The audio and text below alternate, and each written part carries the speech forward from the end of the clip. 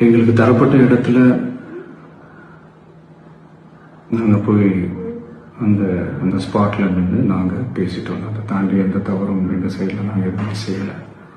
But இருந்தாலும் எங்கள் கட்சியை சேர்ந்த நிர்வாகிகள் தோழர்கள் மேலே எஃப்ஐஆர், அது மட்டும் இல்லை சோஷியல் மீடியாவை சேர்ந்த நண்பர்கள் தோழர்கள் அவங்க மேலே எஃப்ஐஆர்லாம் போட்டு இப்போ பிடிச்சிட்டு இருக்கிறாங்க.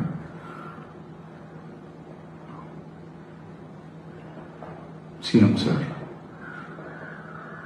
உங்களுக்கு ஏதாவது இந்த பழி வாங்கணும் அப்படின்ற எண்ணம் ஏதாவது இருந்துச்சுன்னா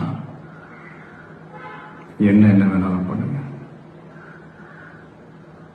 அவங்க மேல கை வைக்காதீங்க.